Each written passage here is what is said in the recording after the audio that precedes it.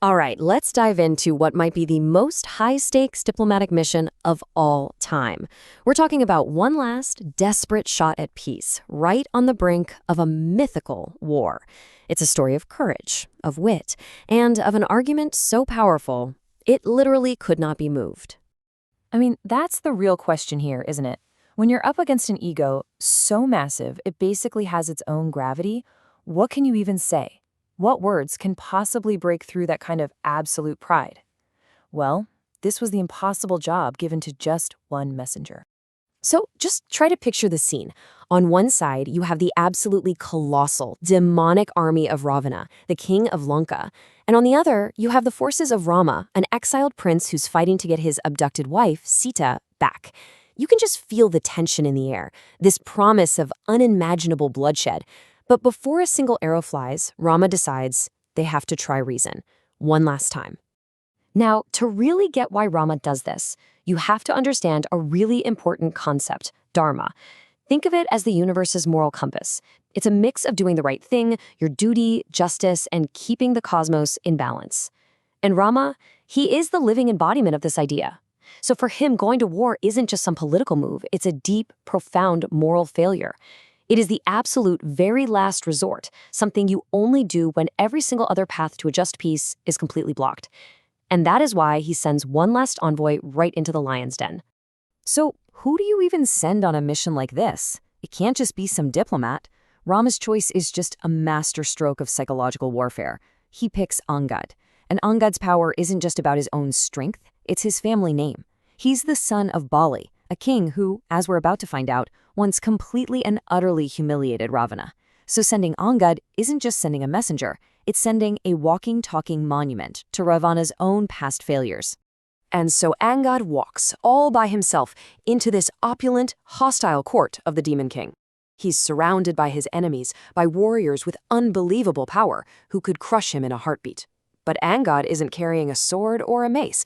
His entire weapon is the power of his words, the sharp, cutting edge of the truth. And this is where the real duel begins. What we're about to see is a masterclass in how to dismantle an ego.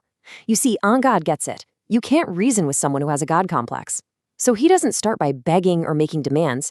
No, he starts with a series of surgical insults, each one designed to systematically chip away at the very foundation of Ravana's pride. What a brilliant opening line. Ravana thinks of himself as this singular cosmic force, right? But Angad immediately knocks him down a peg, reframing him as just one of many. It's not just a clever insult. It's the first step in his three-part argument. Before he can deliver the truth, he's got to shake Ravana's ego up enough to make him actually listen.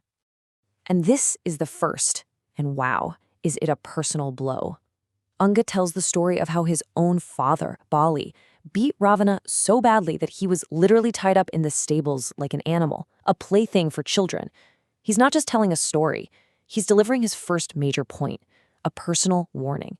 He's saying, my father made a fool of you. Your power means nothing to my family, and you're about to fight someone infinitely greater than he ever was.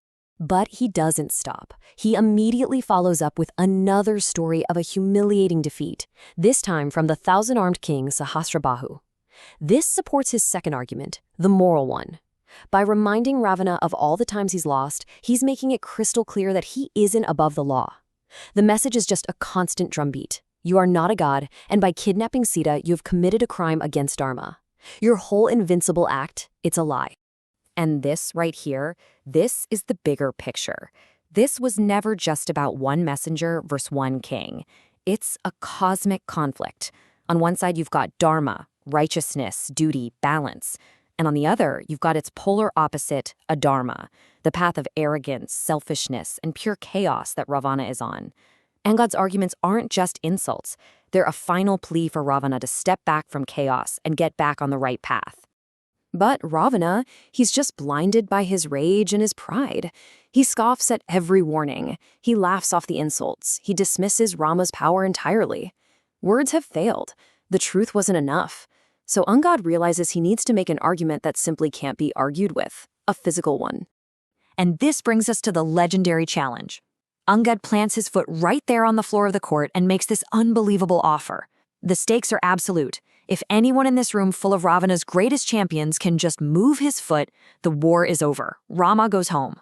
And so one by one they try. They push, they pull, they use all of their demonic strength, and they all fail. The foot won't budge. It's like trying to move a mountain. So why? Why is his foot so unmovable? This is the real heart of the story. It's not just about Angad's physical strength. His foot becomes a living symbol of Dharma itself. It is the physical manifestation of an unshakable moral truth.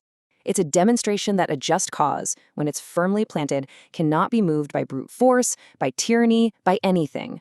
That foot is literally weighted down by the certainty of the entire cosmos. So after all his champions have tried and failed, Ravana, in this final act of pure enraged humiliation, is forced to try himself. The 10-headed king of Lanka, the conqueror of worlds, has to get off his throne, stoop down, and try to move the foot of a messenger. And just as Ravana reaches down, Angad delivers the final, perfect checkmate. He pulls his foot back and says this devastating line. With just one sentence, he reframes the entire thing. Ravana's attempt to show strength is twisted into an act of begging. He has been completely humiliated in front of his entire court by being told his proper place is at Rama's feet, asking for mercy.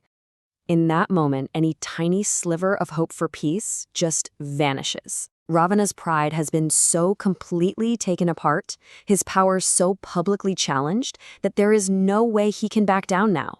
He's trapped by his own ego. The final word has been spoken, not with a shout, but with a quiet, humiliating truth. So, did Angad's mission actually fail? I mean, it failed to get peace, sure, but it succeeded in its other crucial goal. It was a final test.